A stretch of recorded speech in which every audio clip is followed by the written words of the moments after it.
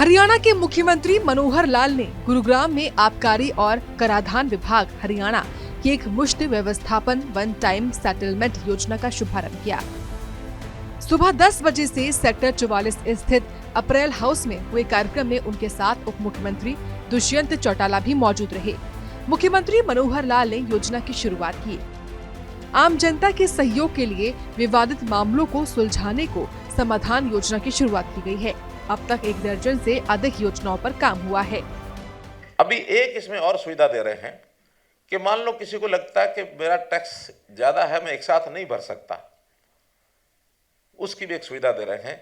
अगर तो वो 10 लाख तक है फिर तो एक साथ ही देना है। 10 lakh is not such amount कि जिसको पे नहीं किया जा सकता। अगर 10 लाख या इससे नीचे है तो जैसे ही वो ये फाइनल सेटलमेंट अमाउंट का OTS 1 में जैसे अप्लाई करेंगे 10%, 10 लाख रुपए तक जो राशि वो दे के करेंगे। और इसका टाइम जो है वो 1 जनवरी से और 30 मार्च तक।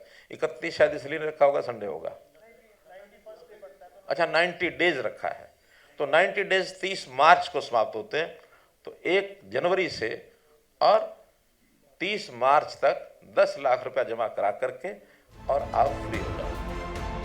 शहरी स्वामित्व योजना के तहत 20 साल से व्यापार कर रहे व्यापारियों को हक दिलाया।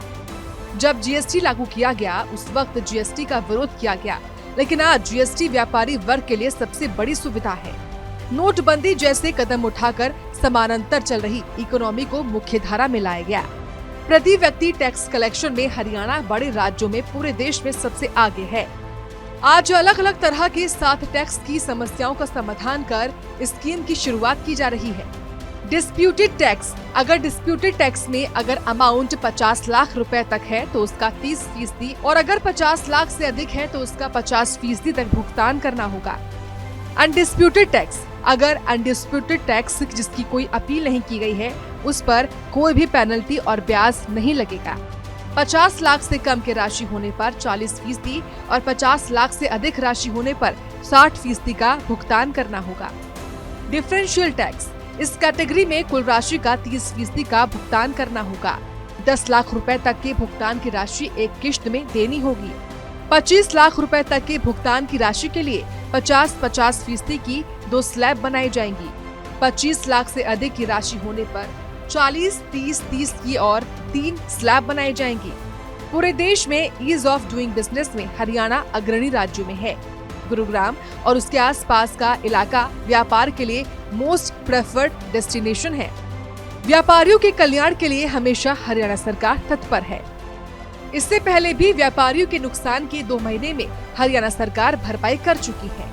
इससे पहले मुख्यमंत्री के आगमन को लेकर आबकारी और कराधान विभाग के प्रधान सचिव देवेंद्र सिंह कल्याण और विभाग के आयुक्त अशोक कुमार मीणा ने शनिवार को ही अप्रैल हाउस का दौरा किया था और तैयारियों का जायजा लिया था। प्रधान सचिव ने कहा था कि एक मुश्त व्यवस्थापन योजना का व्यापारी वर्ग को बड़ा लाभ मिलेगा और प्रदेश के राजस्व में बढ़ोतरी होगी। DC निशांत कुमार यादव ने सुरक्षा व्यवस्था को देखते हुए मुख्यमंत्री के आगमन को लेकर मानव रहित एरियल व्हीकल के इस्तेमाल पर रोक लगाई है।